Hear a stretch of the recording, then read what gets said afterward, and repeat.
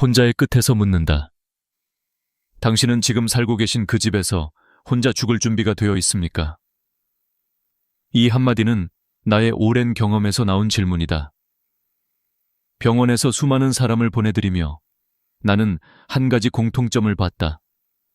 준비되지 않은 이별, 준비되지 않은 혼자. 우리는 누구나 누군가와 함께 늙어가기를 꿈꾸지만 통계는 냉정하다. 대한민국 70세 이상 인구의 3명 중 1명은 이미 혼자 산다. 그중 절반 이상은 일주일에 한 번도 대화를 나누지 않는다. 나는 이런 숫자를 보고 단순히 슬프다고만 느끼지 않았다. 그건 예고였다. 언젠가 우리 모두가 마주하게 될 현실의 경고였다. 어느 날 78세의 한 환자가 내게 말했다. 선생님, 사람은 죽는 게 무섭지 않아요. 혼자 죽는 게 무서운 거지. 그 말이 내 가슴에 오래 남았다. 그의 목소리는 담담했지만 눈빛은 이미 절벽 끝에 서 있었다. 병실엔 늘 TV 소리만 가득했고 전화는 거의 울리지 않았다. 그는 내가 진료하는 동안에도 손을 꼭 쥐고 있었다. 누군가의 온기를 느끼고 싶었던 것이다. 그리고 나는 생각했다. 우리가 정말 두려워하는 건 죽음이 아니라 잊히는 것일지도 모른다고. 이 시대의 문제는 노인 인구 증가가 아니다. 진짜 문제는 관계의 사라짐이다. 아파트 문이 닫히면 세상과의 연결도 닫힌다. 건강한 사람조차 고립되면 병이 시작된다. 심리학자들이 말하길 외로움은 담배 하루 15개 비보다 해롭다. 실제로 고립된 노인은 그렇지 않은 사람보다 조기 사망률이 50% 높다. 나는 이 수치를 볼 때마다 그 뒤에 숨은 얼굴들을 떠올린다. 벽을 바라보며 혼잣말을 하는 노인, 3일 만에 발견되는 시신, 문틈으로 새어나오는 냄새가 이웃의 경고가 되는 현실. 그것이 우리가 피하고 싶은, 그러나 준비하지 않으면 맞이하게 될 미래다. 많은 사람들이 이렇게 말한다. 나는 자식이 있으니까 걱정 없어. 하지만 그 말이 얼마나 위험한 착각인지 나는 수없이 봐왔다. 자식의 집에서 방 한 칸 얻어 눈치 보며 사는 부모, 요양원에서 매달 한 번 오는 전화에 기대는 어르신, 그리고 무엇보다 나중에 생각하자라는 말로 시간을 흘려보내는 이들. 준비는 그렇게 사라진다. 준비하지 않는다는 건 결국 누군가의 손이 닿지 않는 곳에서 끝을 맞이한다는 뜻이다. 나는 오늘 이 영상을 보는 여러분에게 솔직히 묻고 싶다.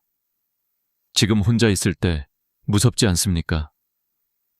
하지만 이 두려움은 부끄러운 게 아닙니다. 오히려 시작입니다. 두려움이 있다는 건 아직 바꿀 시간이 있다는 뜻이니까요. 준비하지 않은 고독은 절망이지만 준비된 고독은 자유입니다. 혼자 살아도 외롭지 않은 삶, 그것은 운이 아니라 설계입니다. 이제부터 제가 들려드릴 이야기는 단순한 경고가 아닙니다. 바로 우리 세대가 앞으로 어떤 선택을 해야 하는가에 대한 지도입니다.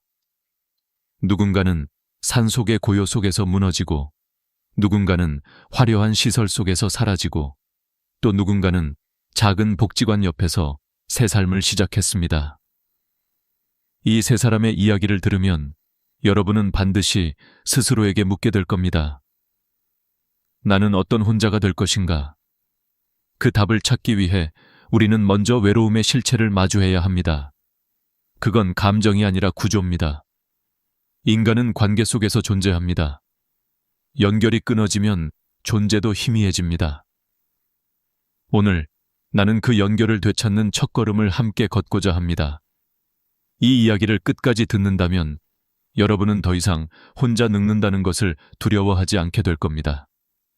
왜냐하면 혼자라는 말 속에도 여전히 함께 살아갈 방법이 숨어 있으니까요. 산속의 자유는 감옥이었다.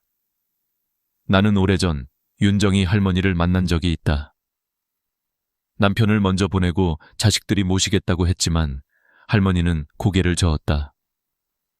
내 인생 이제 누가 간섭하나 혼자 살래요. 그 말에는 40년 동안 가족을 위해 희생한 사람의 해방감이 묻어 있었다. 할머니는 강원도 산골의 조용한 마을로 들어갔다. 공기 맑고 소리 없는 곳. 처음 한 달 동안은 매일이 축복 같았다. 새소리에 눈을 뜨고 마당을 쓸며 하루를 시작했다.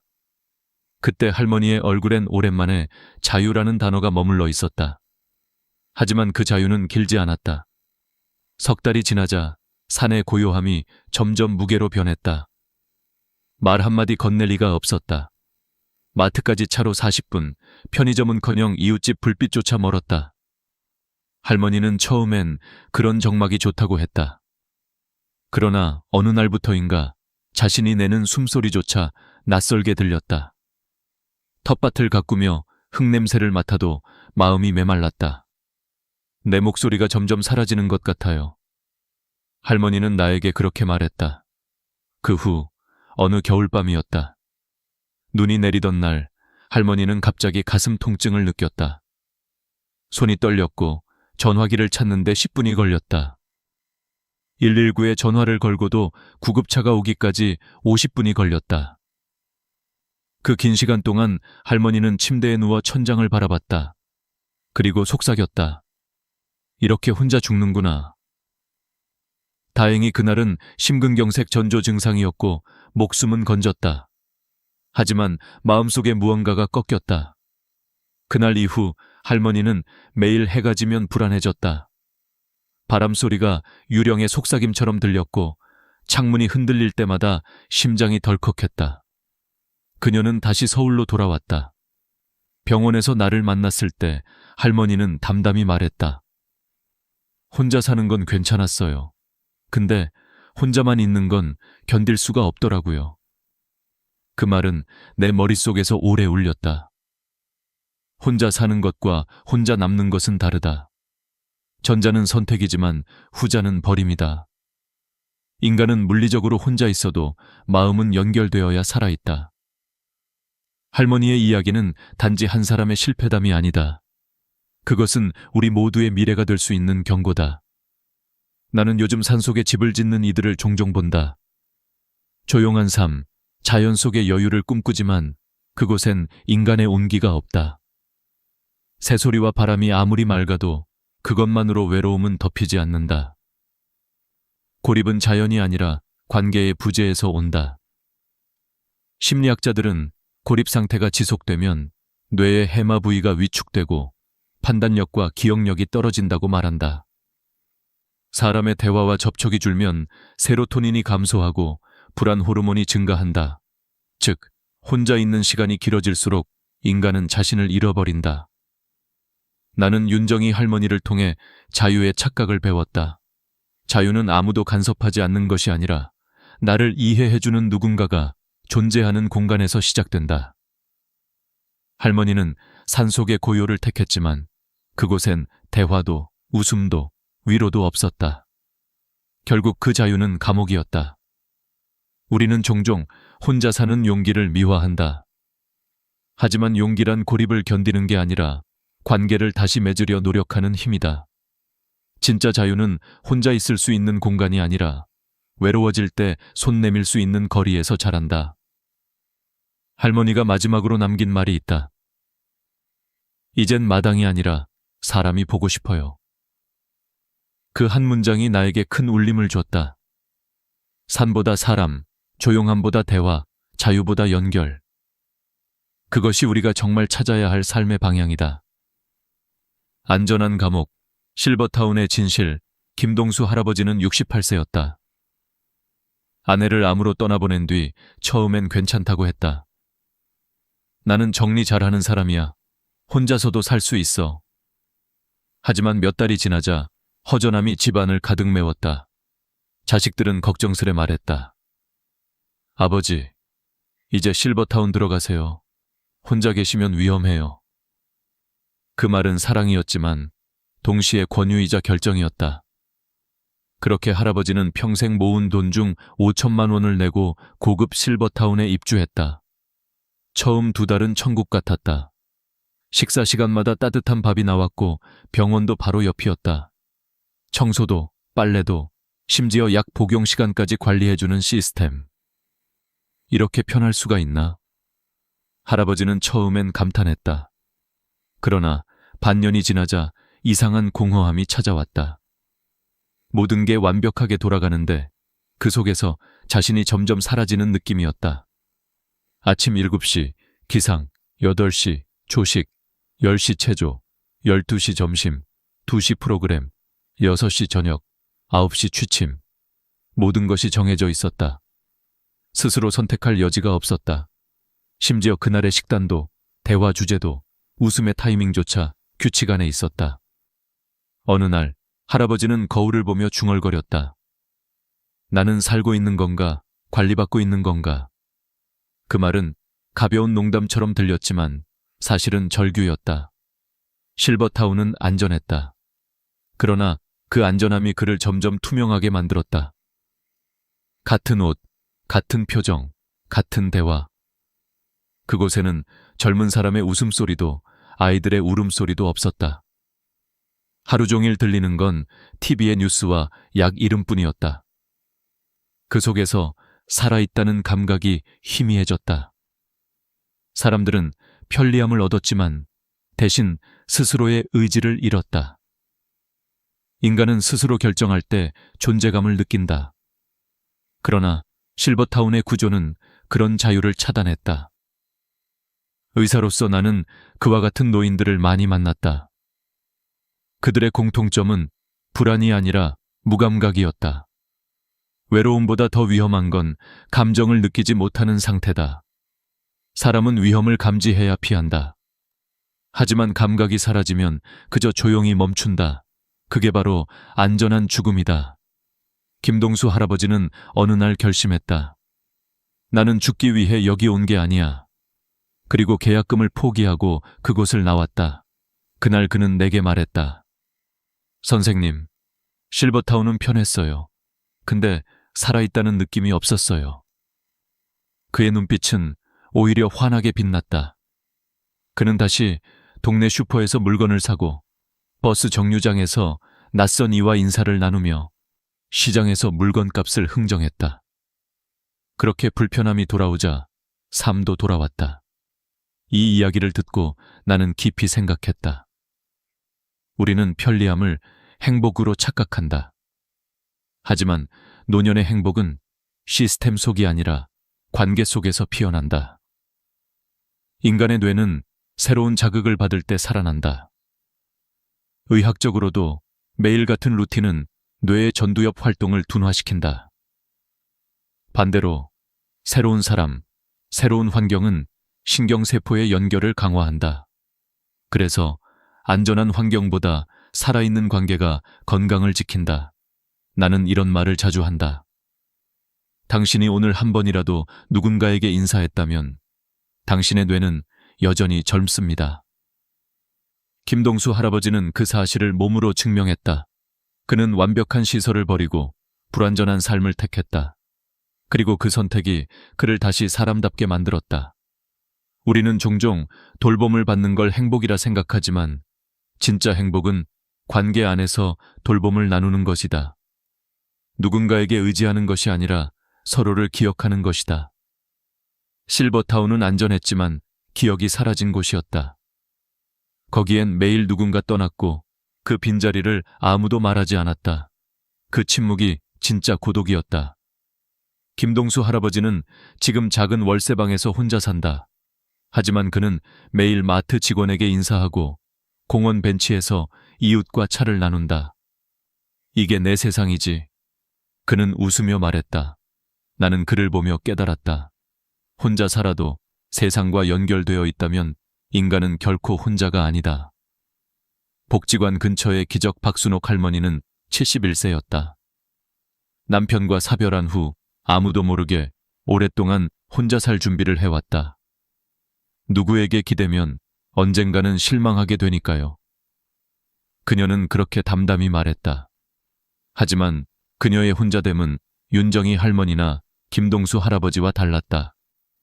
그녀는 혼자였지만 결코 고립되지 않았다. 그녀가 선택한 곳은 서울 외곽, 복지관에서 걸어서 5분 거리의 15평짜리 아파트였다. 크지도 작지도 않은 공간. 집 앞에는 작은 공원과 편의점, 그리고 복지관의 붉은 벽돌 건물이 보였다. 매일 아침 7시 그녀는 요가복을 입고 복지관으로 향했다. 8시부터 요가 수업, 10시에는 건강 강의, 11시에는 친구들과 점심 식사. 도시락 1개 가격으로 따뜻한 밥을 먹으며 웃음이 오갔다. 오후에는 공원을 산책하고 저녁에는 아파트 문화센터에서 서예를 배웠다. 일주일에 2~3번은 같은 아파트에 혼자 사는 친구들과 번갈아 집에서 차를 마셨다. 혼자 살지만 외롭진 않아요.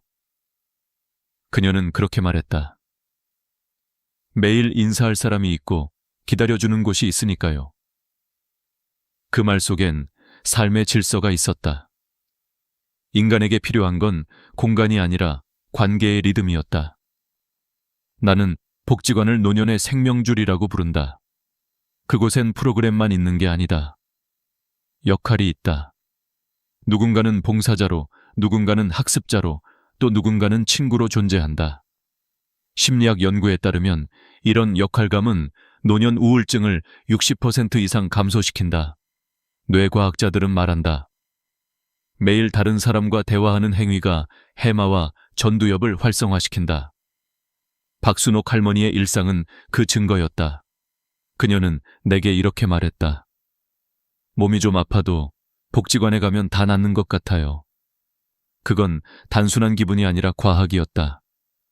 사회적 교류는 세로토닌 분비를 높이고 코르티솔을 줄인다. 실제로 연구 결과에 따르면 하루에 30분만 다른 사람과 대화해도 혈압이 낮아지고 면역 기능이 향상된다. 혼자 있는 시간이 길수록 염증 수치가 오르고 기억력 저하가 빠르게 진행된다. 박순옥 할머니의 하루는 단조로워 보이지만 그 안엔 작은 기적들이 숨어 있었다. 아침 요가에서 함께 땀 흘리는 친구, 점심 식사 중 건네는 맛있죠? 라는 한마디, 저녁 서예 시간의 집중. 그 모든 순간이 그녀의 뇌를 젊게 만들었다. MRI로 본다면 아마 활짝 빛나는 뉴런이 가득할 것이다. 한 번은 내가 물었다. 할머니, 가장 행복할 때가 언제세요? 그녀는 미소 지으며 대답했다. 누가 제 이름을 불러줄 때요. 그 짧은 대답이 이 모든 이야기의 핵심이었다. 인간은 불리는 존재로서 살아간다. 이름이 사라지면 존재도 희미해진다. 복지관은 그녀에게 이름을 돌려준 곳이었다. 그녀의 삶은 작은 행동의 연속이었다. 처음엔 용기가 필요했다. 복지관에 처음 들어갔을 때 낯선 사람들 속에서 어색함이 가득했지만 한 달 후에는 친구가 생겼다. 석 달이 지나자 그곳은 그녀의 제2의 집이 되었다. 나는 자주 이런 말을 한다. 혼자 사는 노년의 비밀은 걸음수에 있다. 집 안에 머무는 사람은 고립되고 문을 나서는 사람은 연결된다. 복지관까지 걸어가는 그 몇 분의 거리, 그게 바로 생명선이다. 그 길 위에서 사람을 만나고 눈을 마주치고 인사를 나눈다. 그것만으로 외로움은 절반으로 줄어든다. 박순옥 할머니는 지금도 말한다. 이젠 집이 아니라 세상이 제 방 같아요. 그 말은 단순한 은유가 아니다. 세상 속에 자신이 속해 있다는 확신. 그것이 진짜 혼자 살아도 외롭지 않은 삶이다. 그리고 나는 확신한다. 복지관 옆의 작은 아파트, 그 15평의 공간에서 피어나는 웃음이야말로 우리 사회가 배워야 할 노후의 기적이다. 철학과 과학이 말하는 연결 나는 의사로, 그리고 인간으로서 한 가지 진실을 배웠다. 인간은 관계 속에서만 존재할 수 있다. 프랑스 철학자 사르트르는 타인은 지옥이다 라고 말했다. 젊었을 때는 이 말이 옳았다. 타인의 시선, 타인의 간섭, 타인의 기대가 우리를 괴롭히니까. 하지만 노년이 되면 그 말은 완전히 뒤집힌다. 타인의 부재야말로 진짜 지옥이다. 아무도 나를 부르지 않고, 아무도 내 이야기를 들어주지 않고, 아무도 나를 기억하지 않을 때 인간은 비로소 사라진다. 독일 철학자 하이데거는 인간을 세계 내 존재라고 정의했다. 우리는 세상과 떨어져 있는 존재가 아니라 세계 안에서 관계를 맺으며 살아가는 존재다. 혼자서 밥을 먹고 혼자서 잠을 자고 혼자서 살아간다 해도 세상과 연결되어 있다면 여전히 존재하는 인간이다. 하지만 반대로 수많은 사람들 속에 있어도 연결이 끊어지면 우리는 존재하지 않는 것과 같다. 이 철학적 통찰은 단지 추상적인 말이 아니다. 과학도 같은 말을 한다. 미국의 버리건 대학 연구팀이 30만 명을 70년간 추적한 결과가 있다. 사회적으로 고립된 사람은 그렇지 않은 사람보다 조기 사망 위험이 50% 높았다. 이 수치는 하루에 담배 15개비를 피우는 것과 같은 수준이다. 외로움은 단순한 감정이 아니라 신체를 파괴하는 질병이다. 비만보다, 운동 부족보다, 심지어 고혈압보다 더 치명적이다.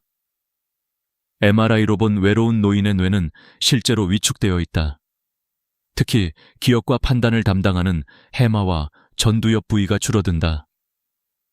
스트레스 호르몬인 코르티솔이 높아지고 행복 호르몬인 세로토닌은 떨어진다.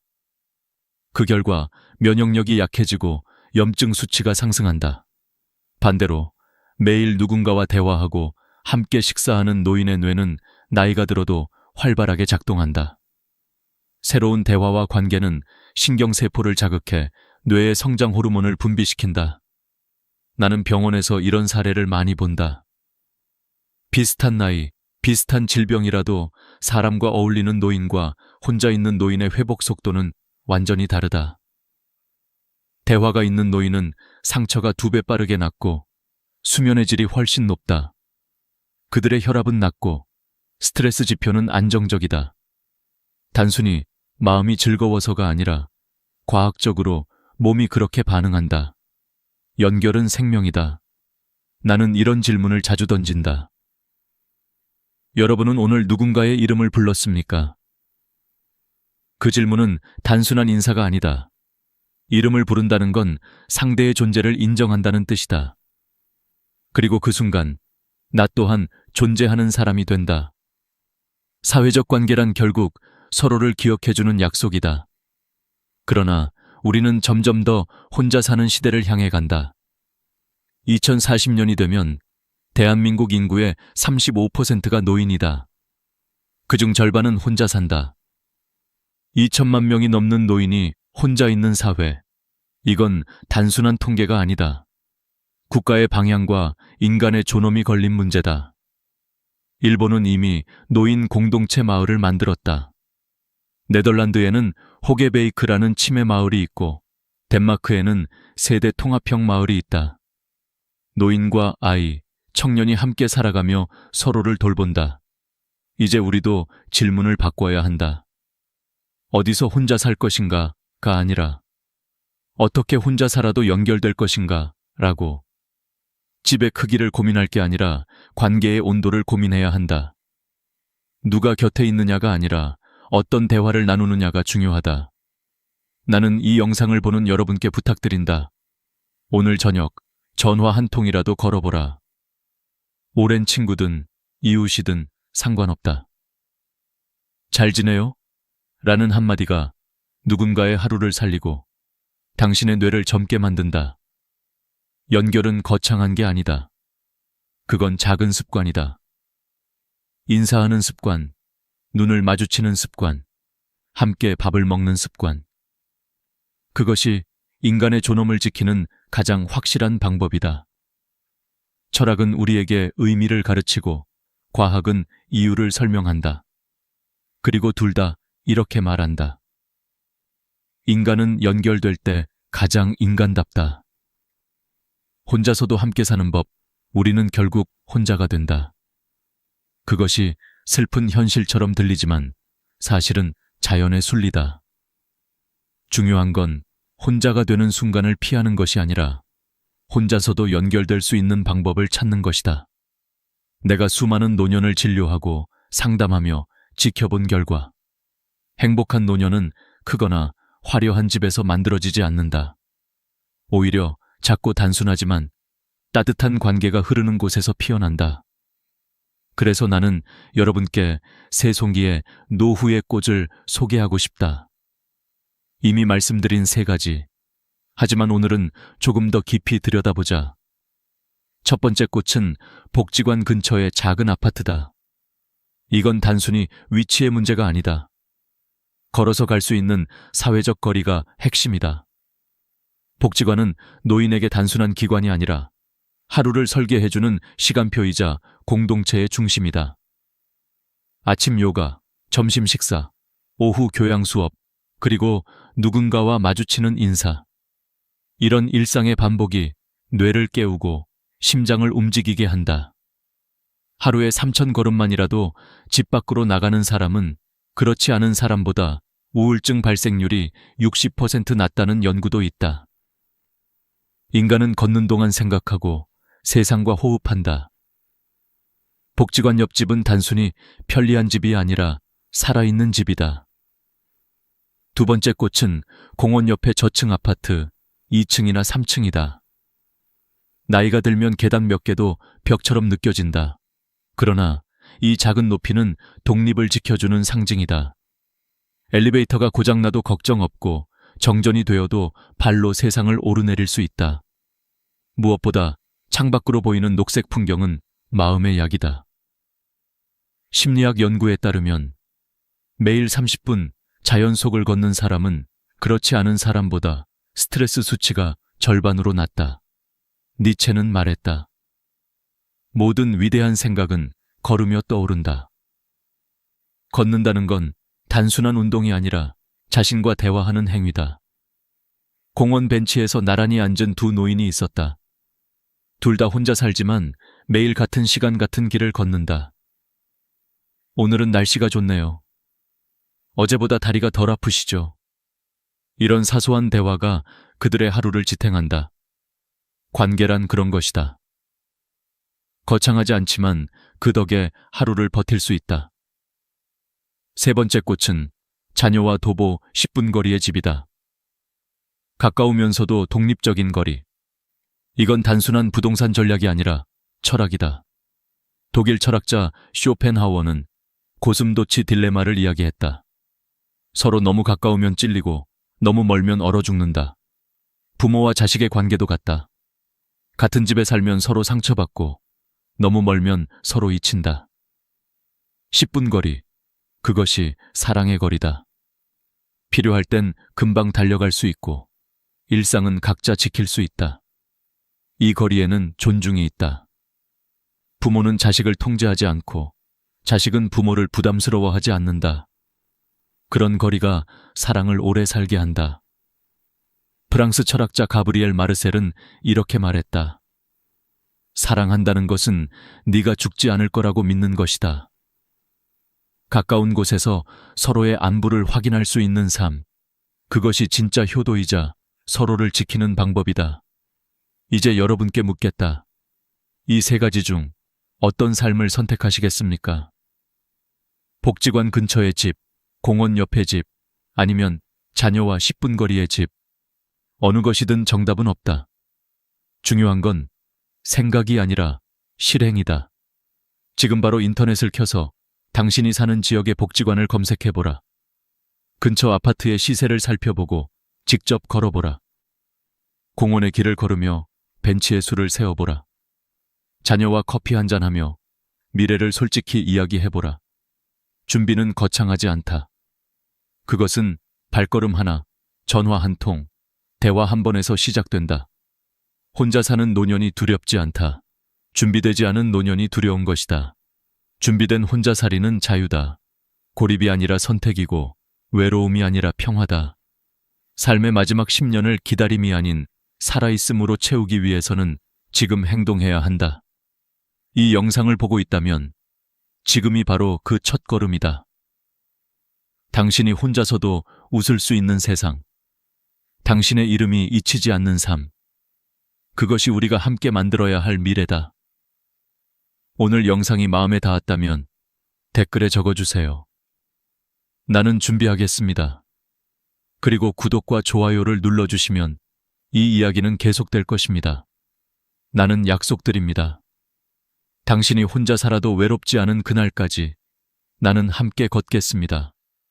당신의 노후가 존엄하고 평온하길 진심으로 바랍니다. 통장에 돈이 있으면 기초연금을 못 받는다.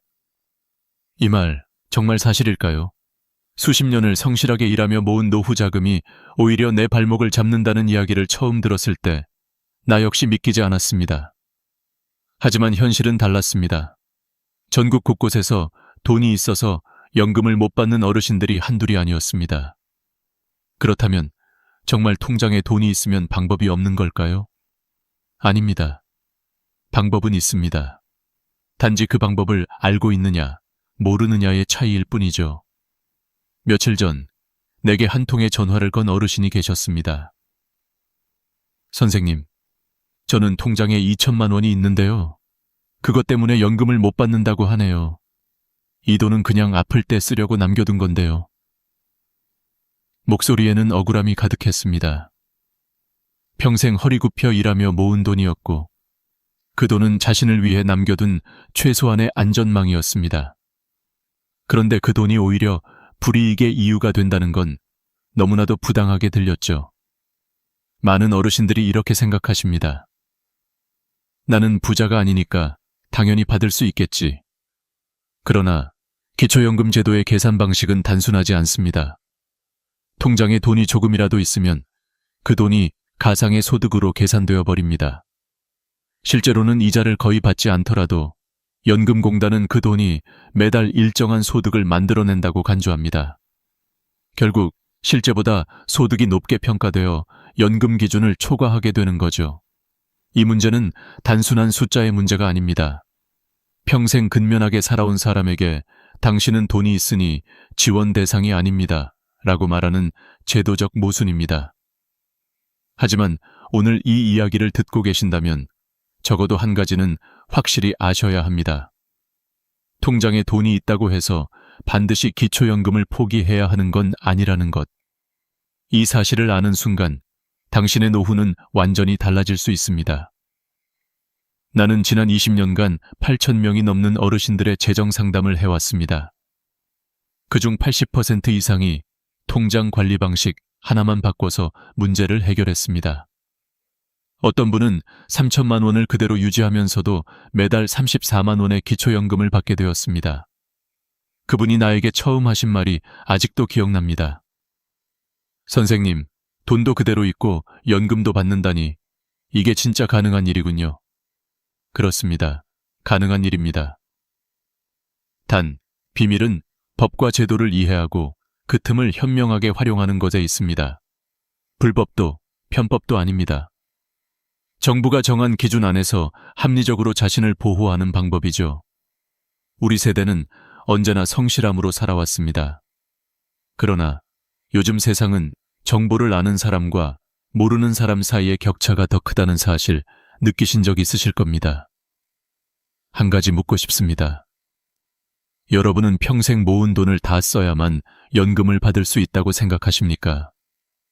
그렇다면 오늘 영상을 끝까지 보십시오. 그 생각이 완전히 바뀔 겁니다. 나는 이 이야기를 단순히 돈을 지키는 기술로만 말하고 싶지 않습니다. 이것은 존엄을 지키는 문제이기도 합니다. 나이 들어 병원비가 걱정되고 자식에게 손 벌리기 싫은 마음, 다들 똑같잖아요. 그 마음을 이해하기에 나는 이렇게 말할 수 있습니다. 당신의 돈은 당신의 안전망이어야 하지 족쇄가 되어서는 안 됩니다. 이제부터 차근차근 그 방법을 알려드리겠습니다. 통장에 돈이 있어도 기초연금을 받는 합법적인 비밀, 바로 지금부터 시작합니다. 이 이야기를 놓치지 마세요. 오늘이 바로 여러분 인생에서 가장 현명한 10분이 될 수도 있으니까요. 사실 대부분의 어르신들은 가상소득이라는 단어조차 처음 들어보셨을 겁니다. 그러나 이 두 글자가 바로 기초연금을 가로막는 가장 큰 벽입니다. 국민연금공단은 통장에 있는 예금에 대해 일정 비율의 소득을 가정합니다. 예를 들어 통장에 2천만 원이 있으면 연 14%의 가상소득이 있다고 계산하죠. 즉, 실제로는 이자 한 푼 받지 않아도 매달 약 11만 원을 벌고 있다고 판단합니다. 이 계산이 무서운 이유는 어르신들의 생활 실태를 전혀 반영하지 않는다는 점입니다. 그 돈은 아플 때 병원비로 쓰려고 모아둔 돈일 수도 있고, 손자 결혼식이나 장례비처럼 인생의 마지막을 대비한 자금일 수도 있습니다. 그러나 제도는 그런 사정을 듣지 않습니다. 그저 숫자만 보고 이 사람은 소득이 있다고 판단합니다. 그렇게 해서 기초연금의 문턱을 넘지 못하는 분들이 한둘이 아닙니다. 며칠 전 만난 70세 전경호 어르신의 이야기가 대표적입니다. 그는 퇴직 후 국민연금으로 매달 20만 원을 받고 있었는데 통장에 4천만 원이 있다는 이유로 기초연금 대상에서 제외됐습니다. 그 돈은 자녀들이 10년 넘게 모아준 돈이었고 나중에 큰 병이라도 생기면 쓰려던 거였습니다. 그런데 서류상으로는 매달 13만 3천 원의 가상소득이 있는 사람으로 계산됐습니다. 실제로는 단 한 푼도 쓰지 않고 있었는데 말이죠. 그분은 이렇게 말했습니다. 평생 일하며 모은 돈인데 그게 죄가 되나요? 내가 이 돈을 낭비한 것도 아닌데 왜 벌점처럼 계산되는지 모르겠어요. 그 말에는 억울함과 허탈함이 뒤섞여 있었습니다. 나는 그분에게 조용히 말했습니다.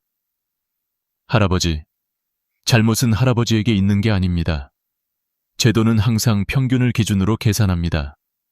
하지만 우리 인생은 평균이 아니잖아요. 이 이야기를 듣고 계신 분들도 아마 비슷한 생각을 하실 겁니다. 나는 사치하지 않는데 왜 혜택을 못 받지? 그동안 세금도 냈는데 왜 나를 부자로 취급하지? 바로 여기서 가장 큰 함정이 숨어 있습니다. 제도는 자산의 형태를 기준으로 판단하지 그 돈의 목적을 묻지 않습니다. 그래서 현금처럼 보이는 돈이 있으면 그것을 자동으로 소득으로 간주해버립니다.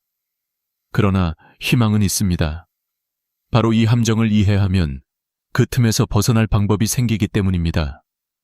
제도가 틀린 게 아니라 우리가 그 제도의 작동 방식을 몰랐던 것뿐입니다. 어떤 제도든 기준을 이해하고 대응하면 합법적으로 혜택을 받을 수 있습니다.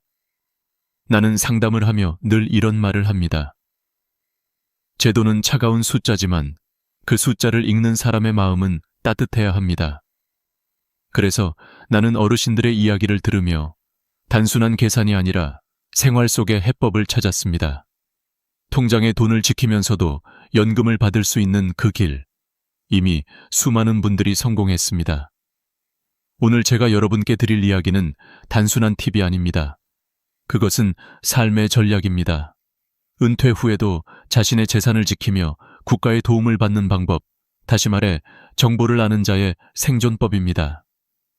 우리는 젊을 때 열심히 일했지만 노후에는 아는 것이 돈이 되는 시대를 살고 있습니다. 이제 다음 단계로 넘어가 봅시다. 당신의 통장에 얼마가 남아 있어야 가장 안전할까요? 너무 많으면 연금이 끊기고 너무 적으면 병원비가 걱정됩니다. 그 균형의 지점을 찾는 것이 바로 첫 번째 기술입니다. 곧 이어서 수천 명의 사례에서 찾아낸 황금 비율, 생활비 통장 최적화의 비밀을 알려드리겠습니다. 나는 상담을 하면서 수없이 같은 질문을 받았습니다. 선생님, 그럼 통장에 얼마를 남겨둬야 하나요? 그 질문은 늘 간절했습니다. 너무 적게 남기면 불안하고 너무 많이 남기면 연금을 못 받을까 걱정이니까요. 그래서 나는 오랜 경험을 통해 한 가지 확실한 결론을 내렸습니다. 생활비 통장에는 4개월에서 6개월치 생활비만 남기는 것이 가장 이상적이다. 이 비율은 단순히 계산으로 나온 것이 아닙니다. 수천 명의 사례에서 공통적으로 나타난 안정의 선이었습니다. 생활비가 한 달에 100만 원이라면 600만 원 정도를 유지하는 것이 가장 현명합니다. 그 돈이면 갑작스러운 병원비나 응급 상황에도 대처할 수 있고 동시에 연금 심사에도 불리하지 않습니다. 나는 한 번도 잊지 못할 사례가 있습니다. 73세 오미경 할머니는 식당에서 평생 일하며 4천만 원을 모으셨습니다. 그런데 그 돈 때문에 연금을 못 받는다는 통보를 받으셨죠. 그분은 눈시울을 붉히며 이렇게 말했습니다. 이 돈은 병원비로 쓰려고 모은 건데 내가 아프면 나라에서 도와줄 줄 알았어요. 근데 돈이 있다고 안 준다네요. 나는 조용히 할머니의 손을 잡고 말했습니다. 할머니, 돈을 없애지 않아도 방법이 있어요. 단지 통장의 모양을 바꾸는 거예요. 그 후 우리는 함께 계산했습니다. 생활비가 월 90만 원이니 540만 원만 일반 통장에 남기고 나머지는 다른 방식으로 관리하자고 했죠. 결과는 놀라웠습니다. 석 달 뒤 할머니는 매달 34만 원의 기초연금을 받게 되셨습니다. 그 돈으로 매달 전기세와 약값을 내시며 내게 말했죠. 선생님, 이제 마음이 편해요. 내 돈도 그대로 있고 나라에서 도와주는 연금도 받으니까. 이 이야기를 들으면 이렇게 생각하실 수도 있습니다. 나는 계산이 서툴러서 복잡한 건 못하겠어요. 걱정하지 않으셔도 됩니다. 간단한 공식이 있습니다. 월 생활비 X6, 1일 최적의 통장 잔고. 월 70만 원이라면 420만 원, 100만 원이면 600만 원, 120만 원이면 720만 원이 적당한 수준입니다. 이렇게만 정리해도 많은 분들이 한숨을 돌리십니다. 왜냐하면 얼마를 남겨야 하는지 알게 되면 막연한 불안이 사라지기 때문입니다. 불안은 언제나 모르는 데서 시작되니까요. 그리고 한 가지 더 중요한 점이 있습니다. 통장은 단순히 돈을 보관하는 장소가 아니라 정부가 당신의 삶을 평가하는 창문이기도 합니다. 연금공단은 통장의 움직임을 보고 판단합니다. 돈이 불규칙하게 많이 들어오거나 갑자기 빠져나가면 의심을 받기 쉽습니다. 그래서 생활비 통장은 규칙적이고 예측 가능한 흐름을 만들어야 합니다. 일정한 날짜에 비슷한 금액이 지출되면 안정적으로 보이죠. 한 76세 택시기사 출신의 최병국 할아버지는 이런 말씀을 하셨습니다. 퇴직금 5천만 원이 있으니 그걸 줄여야 한다고 하더군요. 근데 내가 그걸 왜 줄여야 합니까? 내가 평생 번 돈인데. 나는 미소를 지으며 대답했습니다. 줄이는 게 아니라 잘 보관하는 겁니다. 그분은 통장에 600만 원만 남기고 나머지를 노인우대 장기저축 상품으로 옮겼습니다. 3달 뒤 그는 첫 연금을 받으며 전화를 걸어왔습니다. 선생님, 믿기지 않네요. 돈도 그대로 있고 매달 34만 원이 들어오다니. 그때 나는 깨달았습니다. 사람들은 가난해서 연금을 못 받는 게 아니라 정보가 없어서 못 받는다는 걸. 우리의 부모 세대는 늘 성실하면 된다고 배웠지만 지금은 알아야 지킨다의 시대입니다. 이제부터는 단순한 통장 잔고가 아니라 내 돈을 지키는 전략으로 접근해야 합니다. 다음에 말씀드릴 방법은 이 통장 관리법보다 더 강력한 무기입니다. 이름만 들어도 생소한 제도지만 그것을 아는 어르신들은 이미 풍요로운 노후를 살고 계십니다. 그것은 바로 노인우대 장기저축 상품입니다. 이 상품을 제대로 활용하면 통장에 3천만 원이 있어도 연금심사에서 없는 돈으로 계산됩니다. 어떻게 그게 가능할까요? 그 비밀을 지금부터 알려드리겠습니다. 노후 재정 상담을 하다 보면 많은 분들이 이런 말을 하십니다. 은행에 오래 다녔지만 이런 상품이 있는 줄 몰랐어요. 바로 그 상품이 오늘 이야기할 노인우대 장기저축 상품입니다. 이름만 들으면 복잡해 보이지만 실제로는 매우 간단하고 강력한 제도입니다. 65세 이상 어르신이라면 누구나 가입할 수 있고 최대 3천만 원까지 예금이 있어도 기초연금 소득 인정액에서 제외됩니다. 다시 말해 없는 돈으로 인정받는 것이죠. 이 상품을 제대로 이해한 분들은 말합니다. 이건 나라에서 준 두 번째 연금이네요. 그만큼 효과가 큽니다. 문제는 많은 분들이 이 사실을 모르거나 은행 직원조차 적극적으로 안내하지 않는다는 겁니다. 그래서 나는 늘 상담 자리에서 이렇게 말합니다.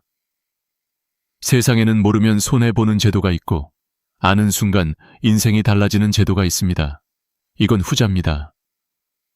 70세 장태원 어르신의 사례를 들어볼까요? 퇴직금으로 받은 3,500만 원 때문에 연금을 못 받던 분이었습니다. 그분은 이 상품의 존재를 알고 3천만 원을 예치했습니다. 그리고 단 3개월 만에 연금 심사에서 통과되었습니다.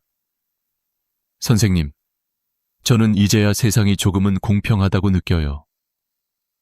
그는 웃으며 말했습니다. 그 웃음에는 안도와 감사가 섞여 있었습니다. 이 상품의 원리는 단순합니다. 국가가 정한 장기저축 예금 중 일정 조건을 충족하면 노후 안정자금으로 인정되어 자산평가에서 제외됩니다. 그러나 주의할 점도 있습니다. 3년 이상 유지해야 하며 중도 해지 시 모든 혜택이 사라집니다.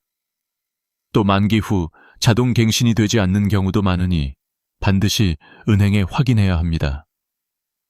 나는 종종 어르신들에게 이런 비유를 합니다.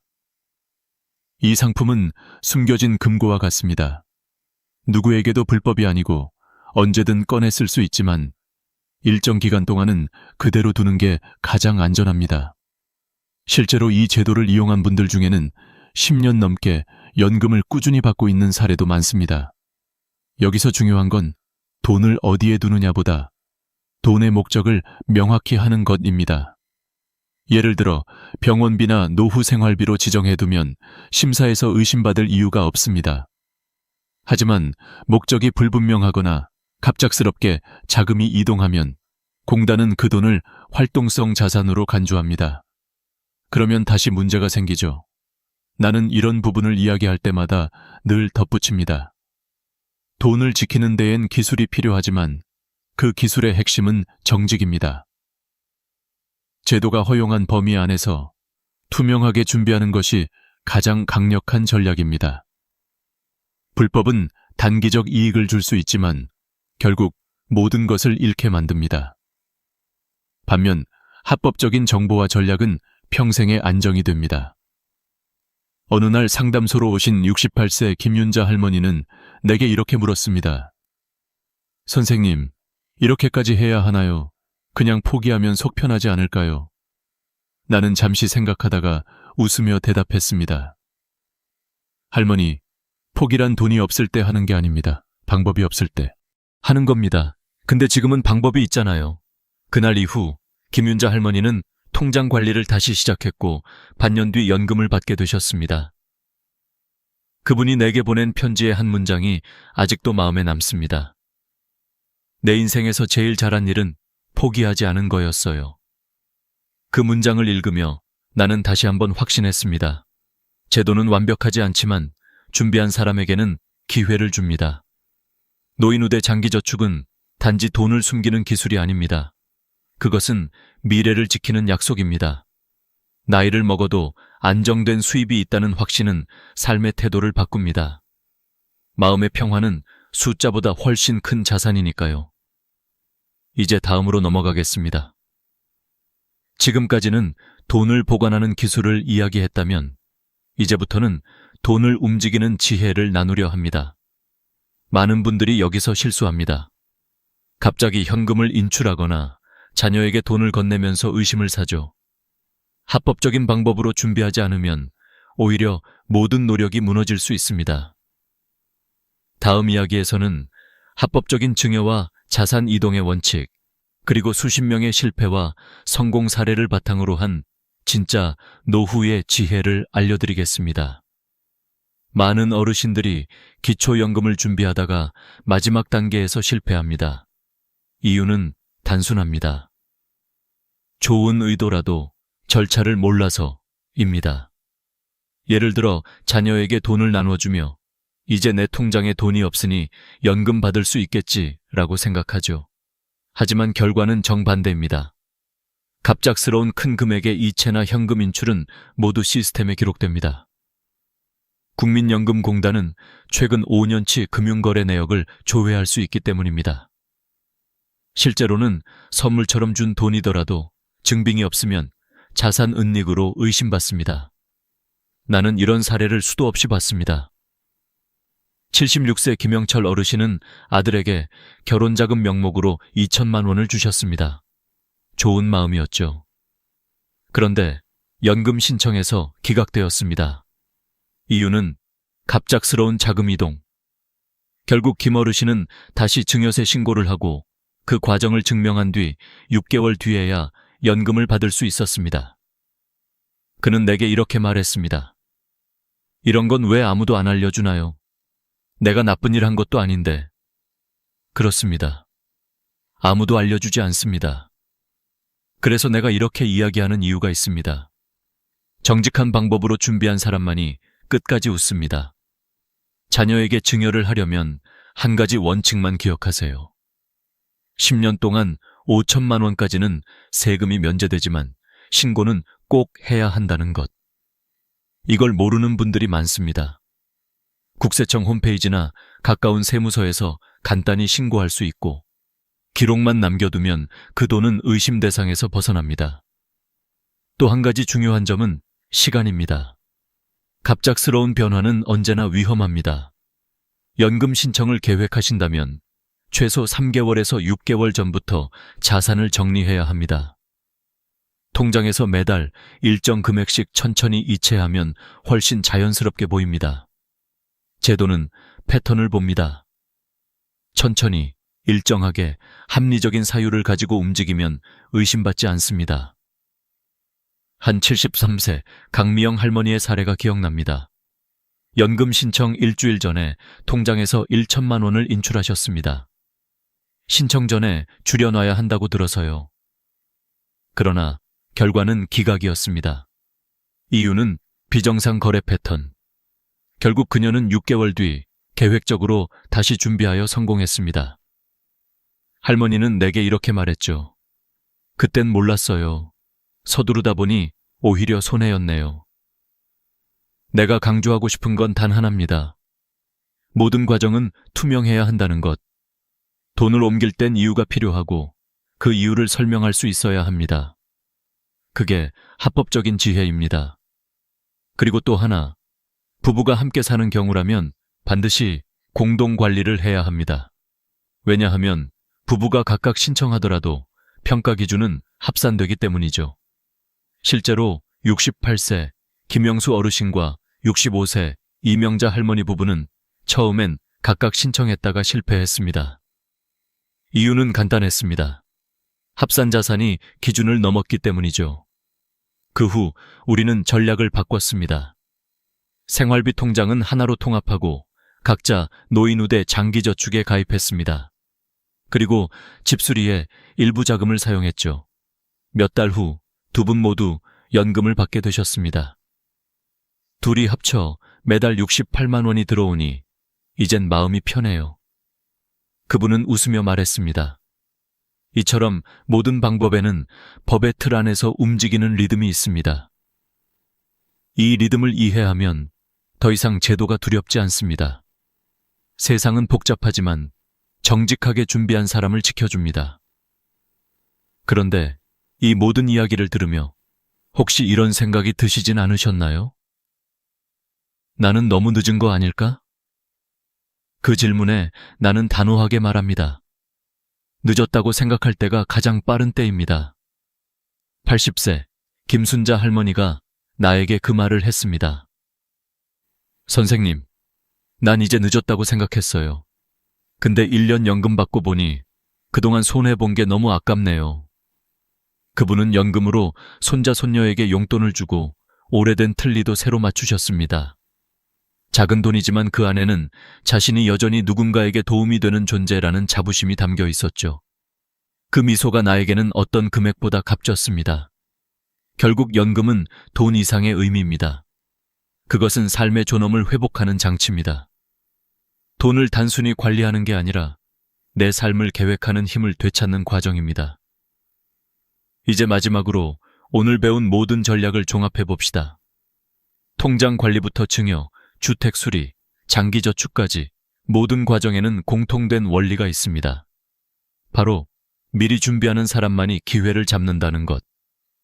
다음 마지막 부분에서 그 원리를 일상 속에 어떻게 적용할 수 있는지 알려드리겠습니다. 기초연금을 신청하러 오는 분들을 보면 대부분이 이렇게 말씀하십니다. 이제 와서 뭘 해도 늦은 거 아닐까요? 그럴 때마다 나는 조용히 고개를 저으며 말합니다. 아니요. 늦었다고 느낀 바로 지금이 가장 빠른 시작이에요. 나는 87세 한영숙 할머니를 기억합니다. 6번이나 연금 신청에 실패했던 분이었죠. 이유는 단 하나, 통장에 6천만 원이 있었기 때문입니다. 그러나 그 돈은 사치나 여유가 아니라 평생 아껴 모은 생명줄 같은 돈이었습니다. 우리는 함께 전략을 세웠습니다. 3천만 원은 노인우대 장기저축에 넣고 100만 원은 오래된 집의 화장실을 고쳤으며 500만 원은 손자 결혼자금으로 증여하고 증여세 신고를 했습니다. 나머지 1,000만 원만 생활비 통장에 남겼죠. 그 결과 7번째 신청에서 드디어 연금 수급자가 되셨습니다. 그분이 내 손을 꼭 잡고 하신 말이 아직도 생생합니다. 시를 8살부터 받았으니까 이제 9년째네요. 지금까지 3,600만 원 넘게 받았어요. 선생님, 진작 알았으면 좋았을 텐데. 그 말을 들으며 나는 속으로 생각했습니다. 이건 단지 돈 이야기가 아니라 삶을 되찾은 이야기구나. 또 다른 예로 박상철 어르신은 시골에 논과 밭이 있었지만 연금 심사에서 제외되었습니다. 농지를 가진 것만으로도 자산이 높게 평가되었기 때문이죠. 그러나 우리는 방법을 찾았습니다. 농지를 친척에게 임대하고 임대 계약서를 증빙 자료로 제출했습니다. 몇 달 뒤 그는 연금 대상자로 선정되었습니다. 이제 내 손으로 번 돈처럼 당당하게 받을 수 있어요. 그는 웃었습니다. 이런 사례들이 말해주는 것은 분명합니다. 기초연금은 시혜가 아니라 권리입니다. 평생 세금을 내며 이 나라를 지탱해온 어르신들이 당당히 누려야 할 권리 말입니다. 그리고 그 권리를 지키는 가장 현명한 방법은 법안에서 똑똑하게 준비하는 것입니다. 지금까지 말씀드린 5가지 핵심 원칙을 다시 한번 정리해 볼까요? 첫째, 통장에는 살 6개월치 생활비만 남겨두세요. 둘째, 노인우대 장기저축 상품을 적극 활용하세요. 셋째, 주택수리나 안전설비에 투자하세요. 넷째, 자녀에게 증여할 땐 반드시 계획적이고 신고를 하세요. 다섯째, 농지와 실거주 주택의 특례를 활용하세요.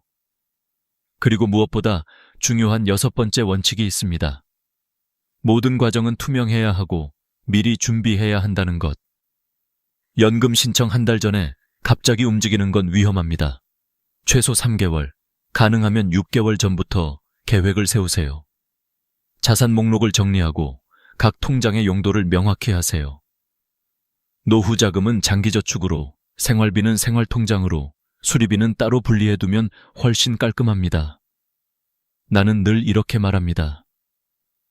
돈을 잘 버는 것보다 돈을 잘 지키는 게 더 어렵다. 특히 나이가 들수록 중요한 건 속도의 경제보다 준비의 경제입니다. 빨리 움직이는 사람보다 미리 준비한 사람이 결국 웃습니다. 마지막으로 오늘 이야기를 들으며 이런 생각을 하셨을지도 모릅니다. 나는 아직도 뭐가 뭔지 잘 모르겠는데 괜찮습니다. 처음에는 누구나 그렇습니다. 중요한 건 지금 이 영상을 끝까지 보신 그 마음입니다. 그 한 걸음이 이미 변화를 만든 겁니다. 80세 김순자 할머니가 나에게 했던 말을 전하며 마무리하고 싶습니다. 늦었다고 생각할 때가 가장 빠른 때래요. 나는 10살에 처음 연금을 받았어요. 그 돈으로 손자들 용돈도 주고 틀니도 새로 했어요. 이제야 조금은 여유가 생긴 것 같아요. 그분의 웃음 속에는 평생의 안심이 담겨 있었습니다. 여러분, 통장에 돈이 있다는 이유만으로 이 혜택을 포기하지 마세요. 기초연금은 단지 돈이 아니라 당신의 삶을 지키는 약속입니다. 지금 이 순간부터라도 준비를 시작하세요. 오늘이 바로 당신의 노후가 바뀌는 첫날입니다. 영상이 도움이 되셨다면 구독과 좋아요로 응원해주세요. 그리고 댓글로 여러분의 사연이나 궁금한 점을 남겨주시면 다음 영상에서 함께 다루겠습니다. 여러분의 한 줄이 누군가의 노후를 바꿀 수 있습니다. 함께 지혜를 나누며 더 따뜻한 세상을 만들어 갑시다. 오늘도 끝까지 시청해 주셔서 진심으로 감사합니다. 여러분의 노후가 더 안정적이고 풍요롭길 진심으로 응원합니다. 나는 오늘 당신의 집이 왜 끝내 정돈되지 않는지, 그리고 그 이유가 게으름이 아니라 마음의 피로와 결정하지 못한 채 미뤄둔 선택들 때문임을 이야기하려 한다. 문을 열면 신발장 앞에 쌓인 장바구니, 냉장고 옆에 겹겹이 포개진 빈통, 서랍 속 어디선가 삐져나온 영수증과 케이블이 먼저 방인다. 그러나 어지러움의 근원은 눈앞의 물건이 아니라 우리의 머릿속에 남아있는 미완의 문장들이다. 언젠가 쓰겠지. 혹시 없으면 곤란하지 않을까. 아까워서 같은 말이 마음속에 돌덩이처럼 눌러앉아 하루의 기력을 조금씩 훔쳐간다. 고령의 내 환자 한 분은 늘 혈압이 불안정했는데 아침에 거실을 치운 날에는 같은 식사, 같은 약이었음에도 수축기 혈압이 10 정도 내려가는 일이 반복되었다. 의학교과서는 정리정돈을 약으로 처방하지 않지만 스트레스를 낮추는 생활요법의 첫 줄에는 언제나 시각적 자극을 줄이라가 적혀 있다. 눈앞의 혼잡은 뇌의 전전두엽을 계속 자극하여 불필요한 경보를 울리고 우리는 그 경보가 울릴 때마다 사소한 일에도 숨이 가빠진다. 결국 정리는 물건과의 싸움이 아니라 경보를 끄는 기술이며 그 기술의 첫 단추는 마음에서 시작된다. 나는 당신에게 오늘 단 하나의 장면을 선물하고 싶다. 오후 햇살이 거실 바닥에 길게 미끄러지는 시간, 탁자 위에는 필요한 것 3가지만 남아있고 나머지는 제자리를 찾아 조용히 사라진 장면. 그 장면을 막는 첫 장벽은 물건이 아니라 마음의 문장이다. 그래서 오늘의 정리는 버리기 전에 먼저 마음의 짐부터 버리는 일로 시작한다. 방법은 의외로 간단하다. 숨을 천천히 5번 들이쉬고 그 사이에 스스로에게 묻는다. 나는 지금 당장 더 가볍게 살 권리가 있는가? 고개가 끄덕여지면 그제서야 눈앞의 물건을 본다.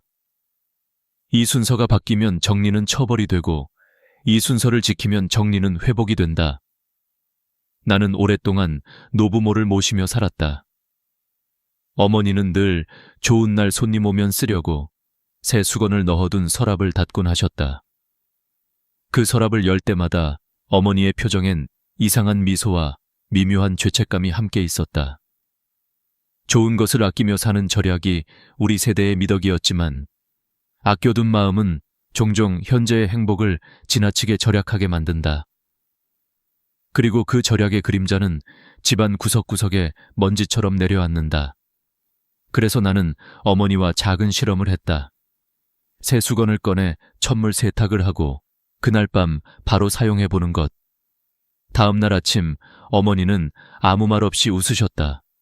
말 없이 웃는 그 표정은 방 하나를 치운 것보다 더 큰 안정을 우리 가족에게 주었다. 정리는 기술이기 전에 감정의 처방이다. 우리가 정리를 미루는 가장 흔한 이유는 잘못 버릴까봐 라는 두려움이다. 그래서 나는 버리기 전에 기록을 권한다. 오래된 약통을 버리기 전 라벨을 사진으로 찍어두면 된다. 비닐봉지와 종이 가방을 줄이기 전 10개만 남기고 나머지를 재활용함으로써 불안의 실험을 해본다. 일주일간 불편함이 없었다면 마음의 경보는 틀렸던 셈이고 그때 남은 10개 중 5개를 더 줄인다. 정리는 한 번의 대청소가 아니라 작은 승리의 반복이다. 고령의 시청자라면 무릎과 허리가 먼저 걱정될 것이다. 그래서 오늘 실천은 앉아서 시작한다. 의자에 앉아 손만 뻗어 닿는 범위, 테이블 위 50cm 안의 것부터. 앉은 채로 하는 15분 정리는 넘어짐 위험을 줄이고 다음 움직임의 연료가 된다. 우리 몸은 마음의 상태에 놀라울 만큼 민감하다. 잠이 들기 전 침실의 시야가 단순해질수록 심박수는 안정되고 새벽에 깨는 횟수도 줄어든다. 밤마다 약봉지와 영수증이 테이블 위에서 나를 내려다보면 뇌는 해야 할 일이 미완임을 기억한다. 반대로 밤마다 비어있는 탁자를 보면 뇌는 오늘의 임무가 종료되었다 잡고 받아들인다. 나는 이것을 밤의 빈 탁자 효과라고 부른다. 한 달만 해보면 아침에 어지럼, 식사 때의 체한 느낌, 이유 없는 답답함이 서서히 옅어진다. 복잡한 인생을 단번에 바꿀 수는 없지만 눈앞의 시야를 바꾸는 데는 단 10분이면 충분하다. 여기서 한 가지 반전이 있다. 사람들은 물건이 많아서 힘들다고 말하지만 사실은 결정의 횟수가 많아서 지치는 것이다.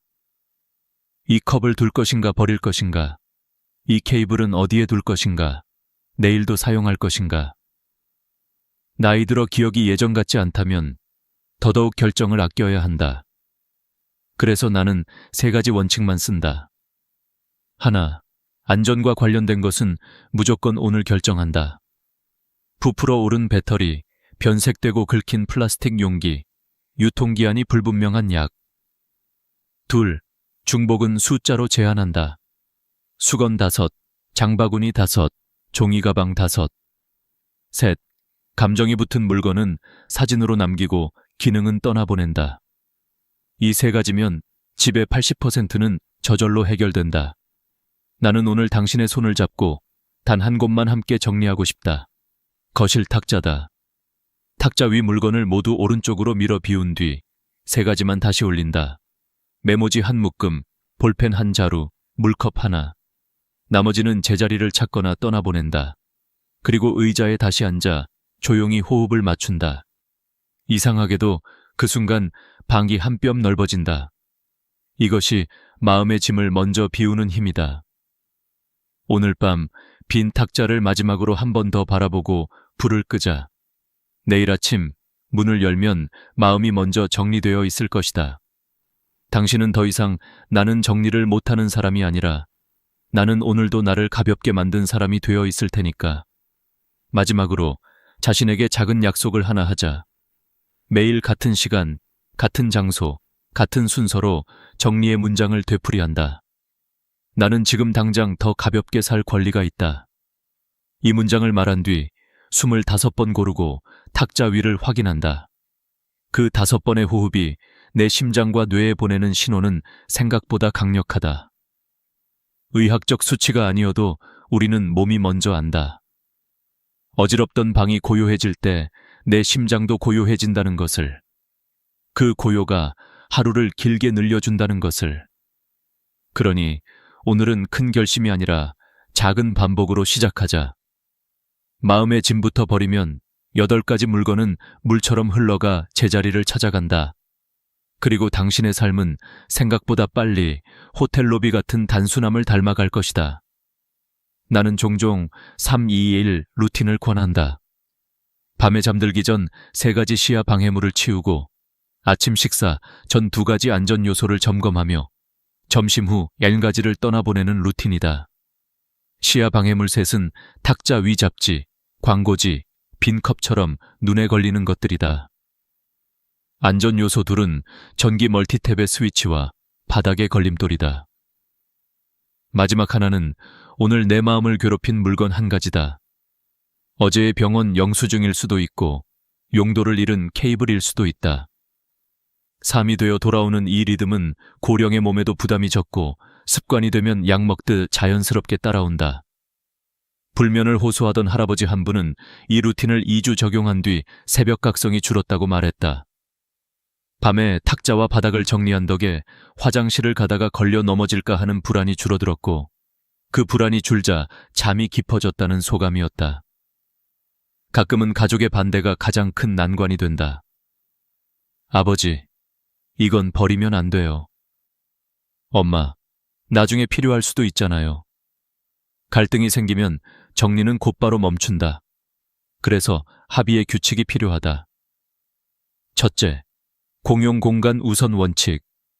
거실과 주방, 현관은 가족 모두의 안전과 마음을 위해 비워두기로 약속한다. 둘째, 보류 상자 제도. 애매한 물건은 날짜를 적어 상자에 넣고 30일이 지나도 찾지 않으면 자동으로 떠나보낸다. 셋째, 사진 보존으로 감정을 지킨다. 오래된 티셔츠의 로고, 아이가 그린 그림, 부모님의 유품은 고해상도로 찍어 앨범을 만든다. 물건의 무게는 덜어도 기억의 온도는 남는다. 한국의 아파트 문화에서는 재활용 동선이 정해져 있다. 경비실 옆 분리수거장, 1층 엘리베이터홀, 지하 주차장 출입구. 무거운 것을 들고 오래 이동하기 어렵다면 작은 손수레를 준비하자. 비 오는 날엔 현관 앞에 임시 분리수거 바구니를 두고 맑은 날 한 번에 들고 나간다. 날씨와 몸 상태를 고려하는 정리는 오래 간다. 이제 마지막 질문으로 돌아가자. 나는 무엇을 비우면 가장 먼저 숨이 편해질까? 대부분은 공간이 아니라 의식의 문장을 비워야 한다. 그래서 지금 이 순간 작은 속삭임으로 시작하자. 나는 오늘 나를 덜어내기로 한다. 그 약속을 입술로 내뱉는 순간 집은 이미 조금 정돈된다. 그리고 내일 약통과 비닐봉지, 낡은 전자제품과 케이블, 아껴둔 새 수건과 이불, 종이 더미를 차례로 다룰 당신을 위해 나는 이 말을 남긴다. 정리는 내 삶을 가볍게 만들기 위한 사랑의 기술이며 나이를 먹을수록 가장 안전하고 확실한 자기 돌봄이다. 내가 오늘 꺼내 들고 싶은 것은 서랍 속 작은 약통 하나다. 겉보기엔 평범하지만 그 안에는 시한폭탄이 숨어 있다. 대부분의 집에는 한두 알 남은 진통제, 몇 년 전 감기약, 자녀가 사다 준 영양제가 뒤섞여 있다. 그러나 그 약통이 어지럽고 무거운 집의 첫 번째 원인이라는 사실을 아는 사람은 많지 않다. 의학 자료에 따르면 유통기한이 지난 약은 단순히 효능이 떨어지는 것이 아니라 화학 성분이 변질되어 독성 물질로 바뀔 수 있다고 한다. 습기가 많은 욕실에 보관된 약은 더욱 위험하다. 곰팡이와 세균이 번식하기 쉬운 환경 속에서 약은 변색되고 냄새가 스며든다.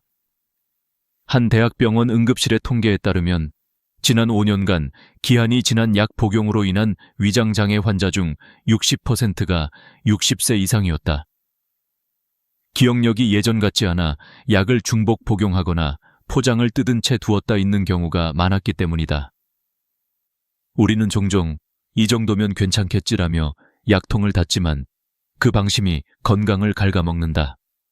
문제는 약을 버리는 방식에도 있다. 쓰레기통에 던져 넣는 순간 그것은 우리의 토양과 하천을 오염시키는 도구로 바뀐다. 내가 사는 동네 근처 하천에서는 매년 잔류의약품 성분이 검출된다. 그리고 그 물은 다시 우리의 밥상으로 돌아온다.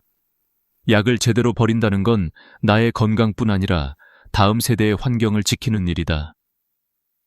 약국이나 보건소의 폐의약품, 수거함을 이용하면 간단하지만 많은 이들이 그 사실조차 모른다. 나는 이런 이야기를 들을 때마다 늘 마음이 서늘해진다. 우리 세대는 가난과 아픔 속에서 모아두는 습관을 배웠지만 그 습관이 이제는 독이 되어 돌아오고 있다. 버리는 일은 낭비가 아니라 책임이라는 사실을 이제는 우리 어른들이 먼저 보여줘야 한다. 며칠 전 74세의 김 여사님이 내게 찾아와 말했다. 선생님, 이상하게 방에만 들어가면 숨이 막혀요. 검진 결과 특별한 이상은 없었다. 그런데 상담 중 그분이 말했다. 화장실 약장에 오래된 약이 많아요. 아까워서 버리지 못했어요. 나는 그녀에게 작은 실험을 제안했다. 그날 밤 약통을 열어 유통기한이 지난 약을 모두 꺼내고 다음 날 아침 약국에 수거함에 넣어보라고. 일주일 후 그녀는 전화를 걸어왔다. 집 공기가 달라요. 그냥 마음이 후련해요. 사실 그 순간 달라진 것은 공기가 아니라 마음이었다. 눈앞의 질서가 바로 설 때 마음의 질서도 바로 선다. 나 역시 예전에 그랬다. 어머니의 약통을 정리하려다 한 알 하나를 손끝에서 놓지 못했다. 이건 아버지 드시던 거야. 이건 나중에 혹시 쓰면. 그렇게 망설이다 밤이 새었다. 결국 다음 날 나는 약통의 모든 약을 흰 종이 위에 쏟아놓고 하나하나 날짜를 읽었다. 2018년, 2019년, 그리고 이미 색이 바랜 캡슐들. 그때 깨달았다. 우리가 버리지 못한 것은 약이 아니라 시간이었다. 그 시간은 이미 우리 곁을 떠났는데 마음만 과거에 묶여 있었던 것이다. 정리 전문가들은 말한다. 유통기한이 지난 약은 몸의 독, 버리지 못한 약은 마음의 독. 나는 여기에 한 문장을 더 더한다. 제때 버린 약은 미래의 백신이다. 버리는 순간 우리는 몸과 마음을 동시에 치유한다. 그래서 나는 당신에게 이렇게 권하고 싶다. 오늘 영상을 보고 나면 바로 약통을 꺼내라. 플라스틱 통을 식탁 위에 올려놓고 날짜를 확인하라. 2023년 이전의 것은 모두 상자에 담아라. 그 상자를 내일 아침 약국으로 가져가라. 10분이면 된다. 그 10분이 당신의 건강을 지키는 예방주사다. 나는 이 과정을 3단계 약통 루틴이라고 부른다. 첫째, 꺼내기. 모든 약을 한눈에 보이게 한다. 둘째, 분류하기. 약의 이름과 날짜를 읽는다. 셋째, 보내기. 필요한 약만 다시 담고 나머지는 수거함으로 향한다. 이 단계를 할 때 놀라운 일이 벌어진다. 약통이 아니라 머릿속이 정리된다. 필요와 불필요가 구분되고 혹시 몰라서라는 막연한 불안이 이제 괜찮다는 확신으로 바뀐다. 의사로서 나는 약을 버리라고 권하지만 인생을 돌아보는 한 사람으로서는 집착을 버리라고 말하고 싶다. 우리 세대는 언제나 모자람 속에서 살아왔다. 그래서 남겨둔다. 그런데 정작 남겨둔 것은 마음의 찌꺼기뿐이다. 이제는 남김이 아니라 덜어냄으로 풍요로워질 때다. 나이가 들수록 약이 늘고 병이 늘고 걱정이 는다.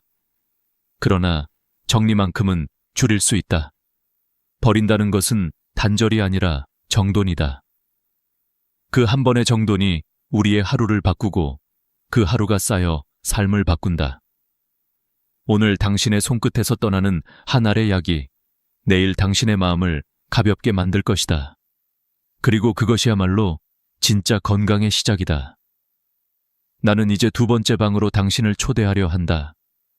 이 방은 겉보기에는 깨끗해 보이지만 서랍을 열어보면 숨막히는 풍경이 펼쳐진다. 마트 봉투가 봉투 안에, 종이 가방이 종이 가방 안에 또 들어있다. 당신은 그것들을 꺼내며 중얼거린다. 언젠가 쓸 거야. 하지만 그 언젠가는 오지 않는다.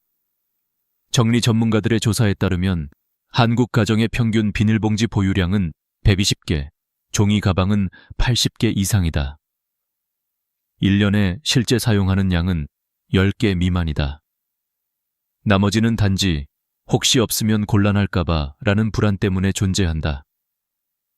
나는 이것을 결핍 공포의 흔적이라 부른다. 사람은 어린 시절 경험한 결핍을 나이 들어서도 무의식적으로 되풀이한다. 전쟁을 겪은 세대가 쌀 한 토를 버리지 못하는 것처럼 경제적 불안 속에서 살아온 세대는 언제든 부족할 수 있다는 두려움을 버리지 못한다. 그러나 그 두려움이 오늘의 삶을 무겁게 한다. 부엌 구석에 쌓인 봉투는 단순한 쓰레기가 아니라 우리가 아직 내려놓지 못한 불안의 상징이다.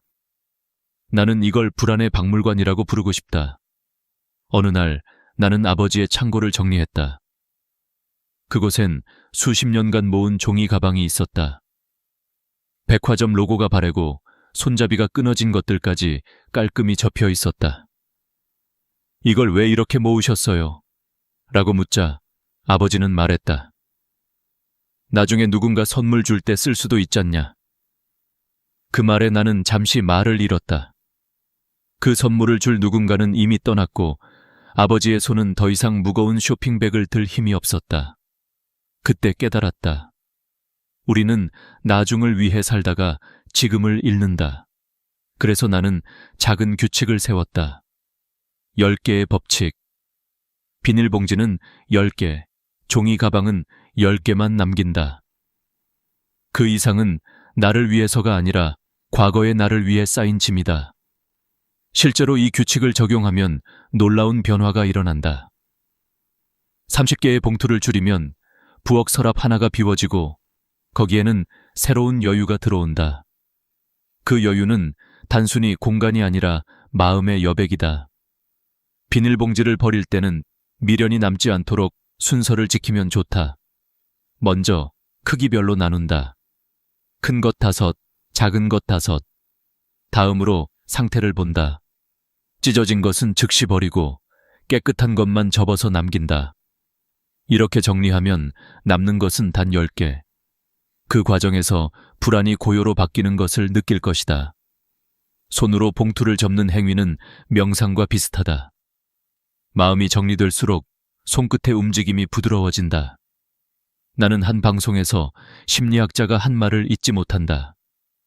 불안한 사람은 물건을 쌓고 안정된 사람은 공간을 쌓는다. 우리 집이 어수선한 이유는 공간이 부족해서가 아니라 불안이 넘쳐서다.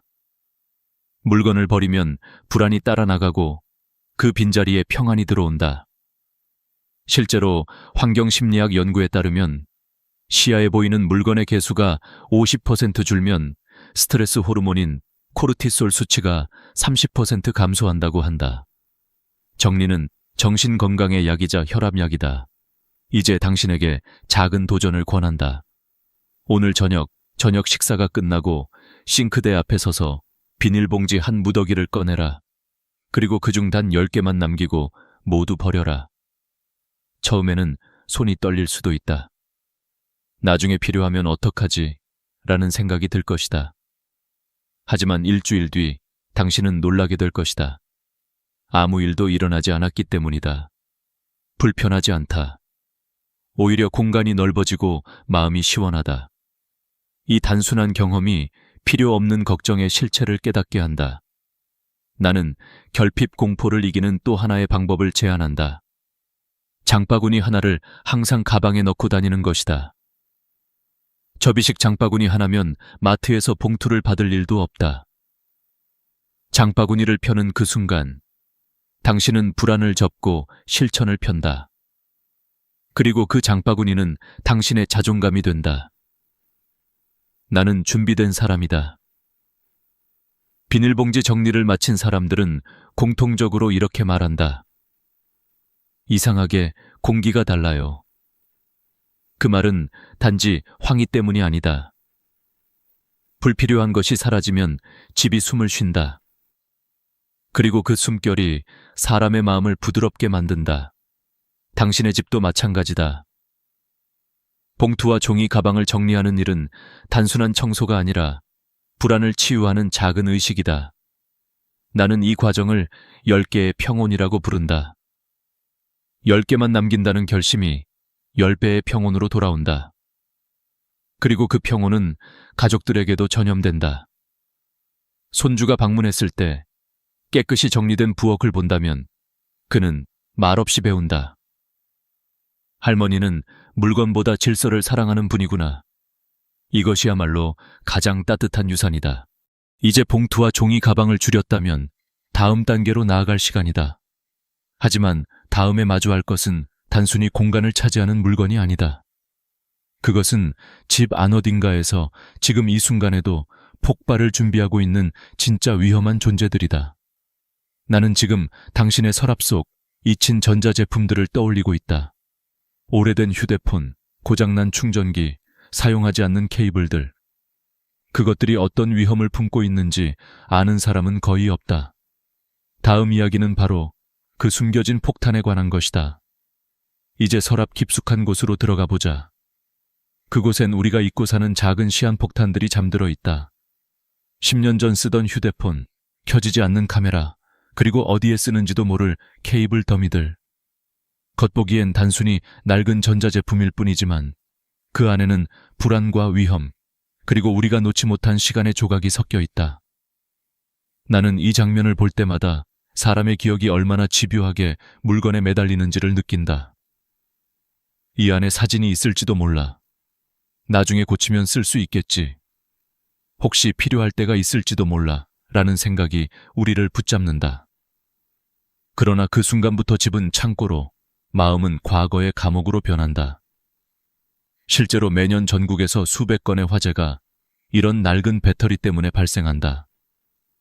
사용하지 않은 채 서랍에 넣어둔 리튬이온 배터리는 시간이 지나면서 내부 화학 반응이 불안정해져 부풀어 오르고 충격이나 열기에 노출되면 폭발로 이어진다.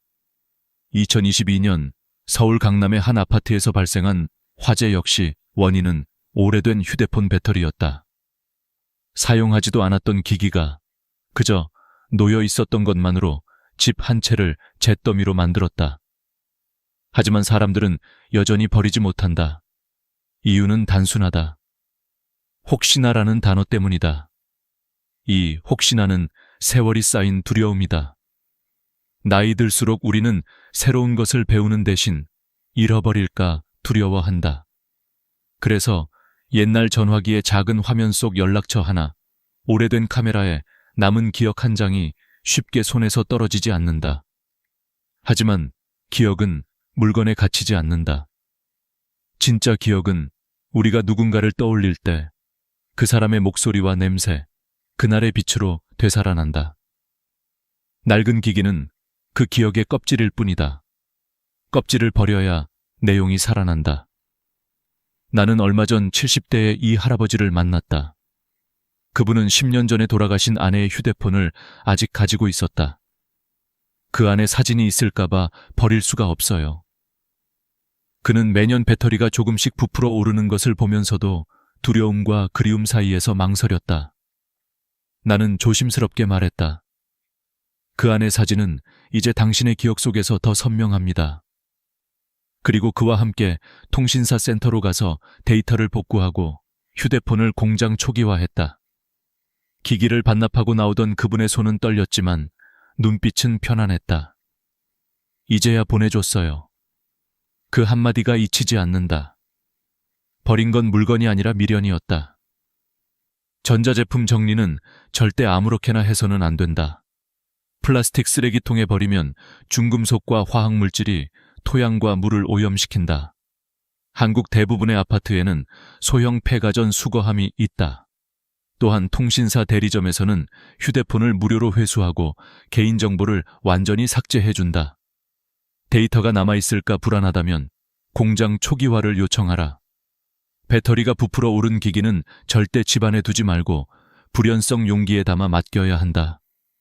이것은 단지 정리의 문제가 아니라 안전의 문제다. 나는 이 과정을 정리의 응급처치라고 부른다. 병이 난 집은 늘 이런 위험한 물건을 품고 있다. 정리란 단순히 깔끔함을 만드는 것이 아니라 생명을 지키는 기술이다. 낡은 전자제품을 버리는 순간 우리는 집의 심장 박동을 안정시키는 셈이다. 내 진료실에 찾아오는 많은 어르신들이 늘 말한다. 요즘은 괜히 불안해요. 그 불안의 상당 부분은 사실 시각적 과부하에서 온다. 엉킨 케이블, 불이 들어오지 않는 전자시계, 충전기 끝에 붙은 먼지. 이런 사소한 장면들이 우리의 뇌에 해야 할 일을 계속 쌓아놓는다. 뇌는 그것을 미완의 과제로 인식하고 스트레스 호르몬을 분비한다. 그래서 나는 이렇게 말한다. 가장 쉬운 심리치료는 고장난 물건을 버리는 겁니다. 나는 오늘 밤 당신에게 하나의 의식을 제안한다. 서랍을 열고 전자제품을 꺼내어 바닥에 일렬로 놓는다. 그리고 종이에 적는다. 이 물건을 마지막으로 사용한 날.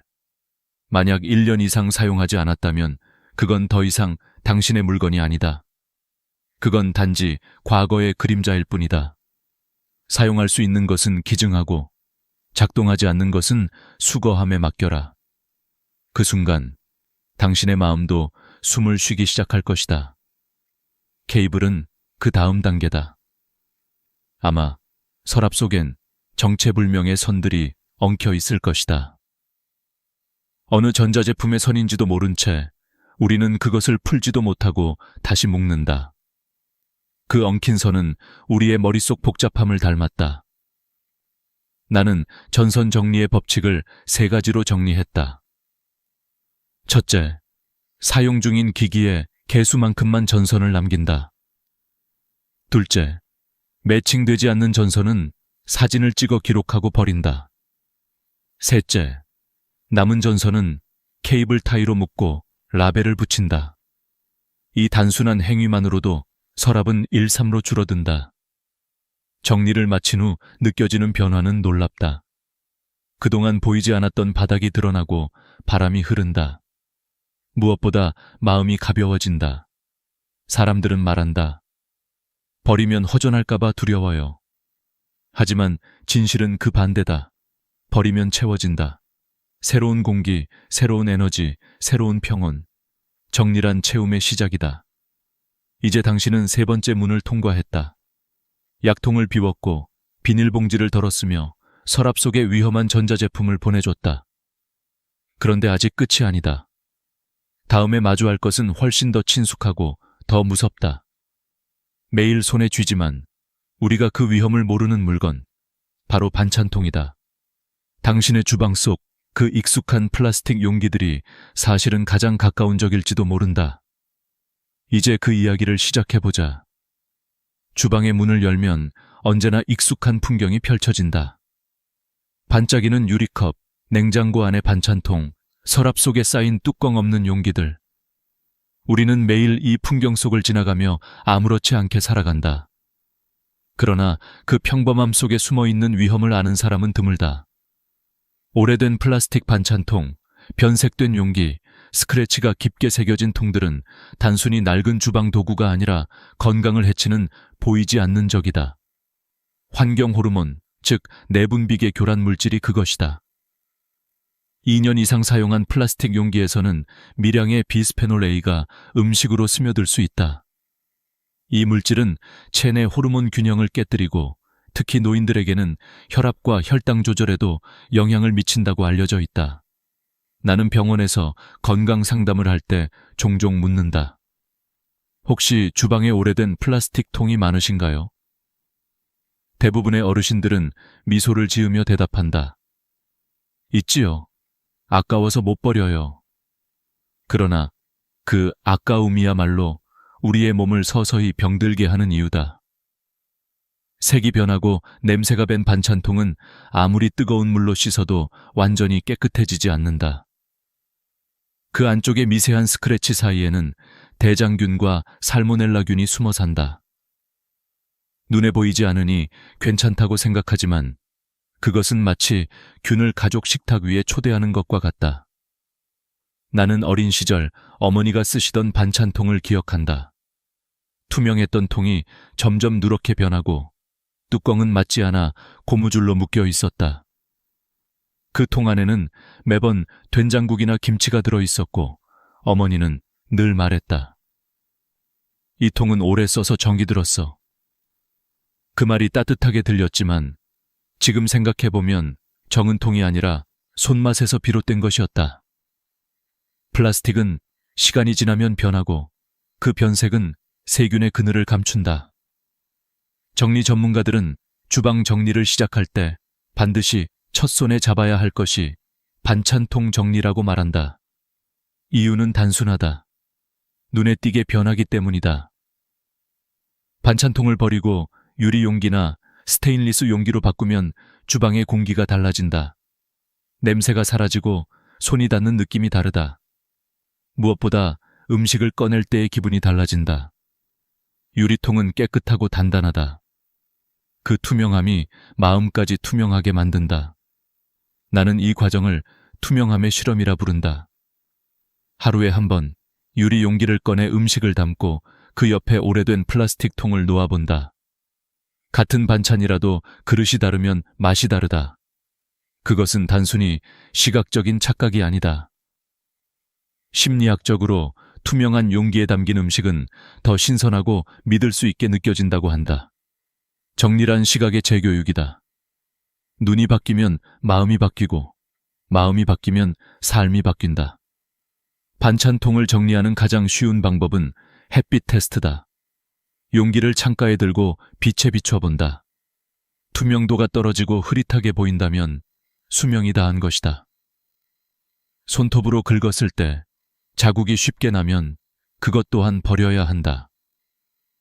뚜껑이 없는 통, 냄새가 배어나온 통은 주저하지 말고 떠나보내라. 버릴 때는 감사합니다라는 말을 마음속으로 한번 건네보라. 그 통은 오랫동안 우리의 식탁을 지켜준 고마운 물건이니까. 나는 한번 이런 실험을 했다. 한 어르신에게 오래된 반찬통을 모두 치우고 새 유리 용기로 바꿔드렸다. 그분은 일주일 뒤 내게 전화를 걸어 말했다. 이상하게 밥 먹을 때 기분이 좋아요. 음식 맛이 달라요. 실제로 그분의 혈압과 혈당 수치가 약간 안정되었다. 정리가 몸의 생리적 리듬에도 영향을 준 것이다. 뇌가 깨끗한 시야를 감지하면 스트레스 호르몬 분비가 줄어들고 식사 때 분비되는 위액의 밸런스가 정상으로 돌아온다고 한다. 깔끔한 식탁은 건강한 소화의 시작이다. 그러나 이 변화에는 또 다른 심리적 효과가 있다. 반찬통을 비우면 아까움이 아니라 감사함이 남는다. 우리는 너무 오래 절약의 이름으로 자신을 억눌렀다. 하지만 진짜 절약은 덜어내는 것이다. 덜어낼수록 관리 비용이 줄고 관리 스트레스도 줄며 남은 것의 가치는 높아진다. 이것이 정리의 역설이다. 이제 당신의 주방을 떠올려보라. 냉장고 속, 서랍 속, 찬장 안. 뚜껑이 없는 용기들이 서로의 짝을 찾아 헤매고 있다. 오늘 밤 단 15분만 시간을 내라. 모든 반찬통을 꺼내 햇빛에 비춰보고 상태가 나쁜 것부터 하나씩 버려라. 그리고 남은 용기는 크기별로 쌓아 정리하라. 뚜껑은 본체 안에 넣어두면 잃어버릴 일도 없다. 다음날 아침 주방 문을 열면 놀랍도록 깨끗한 빛이 들어올 것이다. 그 빛은 당신의 하루를 새롭게 열어줄 것이다. 정리란 결국 보이는 건강검진이다. 병원에 가지 않아도 주방의 상태만 보면 그 집의 건강을 알 수 있다. 냉장고와 반찬통이 깔끔한 집은 가족의 마음도 정리되어 있다. 나는 오늘 당신에게 이렇게 말하고 싶다. 이제는 음식을 보관하는 통이 아니라 마음을 담는 통을 바꿀 때입니다. 그리고 기억하라. 유리의 투명함은 단지 빛을 통과시키는 것이 아니라 사람의 마음을 투명하게 한다. 그 투명한 마음 위에 올려지는 밥상은 가족의 행복을 비추는 거울이 된다. 이제 당신은 또 한 걸음 가벼워졌다. 하지만 여정은 아직 끝나지 않았다. 다음 문 뒤에는 훨씬 더 은밀하고 당신의 하루를 훔치고 있는 존재가 숨어 있다. 바로 엉킨 전선과 케이블, 당신의 시간을 조용히 잡아먹는 시간의 도둑들이다. 이제 마지막 방으로 들어가 보자. 겉보기에는 아무렇지 않지만 이곳은 당신의 시간을 조금씩 훔쳐가는 보이지 않는 도둑이 숨어 있는 곳이다. 바로 서랍과 책상, TV 뒤, 컴퓨터 아래를 차지하고 있는 전선과 케이블들이다. 엉켜있는 전선은 단순한 불편이 아니라 우리의 뇌와 마음을 혼란스럽게 만드는 미세한 자극이다. 한 연구에 따르면 복잡한 전선이 시야에 보이면 집중력이 평균 20% 떨어지고 스트레스 호르몬 분비가 증가한다고 한다. 눈으로 느끼는 어지러움이 뇌의 피로로 이어지는 것이다. 나는 종종 이런 말을 한다. 전선을 정리하면 인생의 회로도 정리된다. 너무 거창하게 들릴지 모르지만 실제로 그 말은 과학적이다. 사람의 뇌는 시각적 질서를 감지하면 안정감을 느끼고 질서가 무너진 공간에선 불안 신호를 보낸다. 그러니 책상 밑에 전선이 엉켜 있으면 우리는 매일 무의식적으로 작은 불안을 느끼며 살아가는 셈이다. 한 노부부의 집을 방문했을 때의 일이다. 거실 TV 뒤에는 오래된 멀티탭이 2개나 겹쳐 있었고 그 위로 먼지 쌓인 전선들이 덩굴처럼 엉켜 있었다. 나는 조심스레 물었다. 이건 다 사용 중이신가요? 할머니는 웃으며 말했다. 아니요, 혹시 몰라서 그냥 둔 거예요. 그 말에 나는 미소를 지었지만 속으로는 걱정이 앞섰다. 전선의 피복이 벗겨지고 플러그가 흔들리는 상태였다. 실제로 오래된 전선은 화재의 주요 원인 중 하나다. 서울 소방청의 통계에 따르면 가정용 화재의 30%가 전기 합선으로 인한 것이며 그중 대부분이 노후된 전선에서 발생한다. 그래서 나는 이렇게 조언했다. 지금 바로 이 선들을 정리해 봅시다. 함께 플러그를 하나씩 뽑으며 용도를 확인했다. 텔레비전, 인터넷 공유기, 조명 외에는 모두 필요 없는 전선이었다. 그중 절반은 이미 고장난 기기에 연결되어 있었다. 모두 모아서 한쪽에 두고 사용 중인 것만 남겼다. 그리고 남은 전선들은 케이블 타이로 묶고 라벨을 붙였다. TV, 조명, 공유기. 작업이 끝나자 거실은 마치 다른 공간처럼 환해졌다. 전선이 사라지자 그림자도 사라진 듯했다. 할머니는 그 모습을 보며 말했다. 이상하게 마음이 편해요. 이것이 전선 정리의 힘이다. 사람은 질서를 보며 안정감을 얻는다. 엉켜있던 선을 풀어내는 행위는 내 마음속 복잡함을 푸는 것과 같다. 나는 이 과정을 시간의 청소라 부른다. 우리는 하루에도 수십 번 전선을 정리하지 않은 대가를 치른다. 충전기를 찾느라 허비한 10분, 케이블을 풀다 짜증난 5분, 그리고 그 불편이 쌓여 하루가 흐트러진다. 하지만 반대로 전선을 정리하면 그만큼의 시간이 내 삶으로 돌아온다. 이제 당신에게 아주 간단한 실천법을 제안한다. 모든 전선을 한 곳에 모으고 현재 사용하는 전자제품과 연결해본다. 연결되지 않는 선은 과감히 버려라. 남은 전선은 투명한 상자에 종류별로 나누어 담고 라벨을 붙인다. 휴대폰 충전기, TV 케이블, 가전제품. 상자를 책상 아래 두면 찾기도 쉽고 정리도 쉽다. 중요한 것은 보이지 않게가 아니라 찾기 쉽게 정리하는 것이다. 감추는 정리는 금세 무너지고 구조화된 정리는 오래간다. 나는 이 과정을 몸의 순환과도 같다고 생각한다. 혈관이 막히면 몸이 아프듯 전선이 엉키면 집이 답답해진다. 전선을 정리하는 일은 집의 혈류를 바로잡는 일이다. 피가 잘 흐르면 몸이 건강하듯 전기가 잘 흐르면 집이 건강해진다. 이것이 전기위생의 기본이다. 그리고 꼭 기억하라.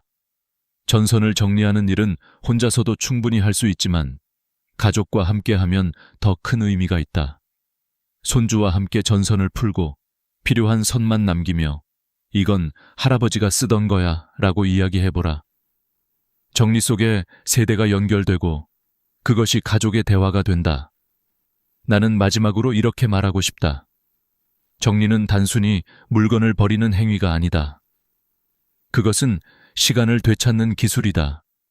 엉킨 전선을 푸는 손끝에서 당신의 인생의 매듭도 함께 풀린다. 남은 삶을 더 단순하게, 더 가볍게, 더 안전하게 살기 위해 오늘 우리는 정리를 한다. 그리고 그 정리는 곧 자기 돌봄이며 사랑의 표현이다. 자, 이제 6번째 문까지 모두 지나왔다. 마음의 짐을 덜고 약통을 비우고 봉투와 종이 가방을 줄였으며 낡은 전자제품과 반찬통을 떠나보내고 마지막으로 시간을 훔치는 전선을 정리했다. 그러나 진짜 정리의 완성은 이제부터다. 물건이 아니라 기억을 비우는 일, 바로 서류 더미 속 과거와 마주하는 시간이다. 그 속엔 우리가 잊고 싶었지만 놓지 못한 이야기들이 있다. 다음 장에서는 그 마지막 정리, 인생의 철학이 담긴 종이의 정리로 들어간다.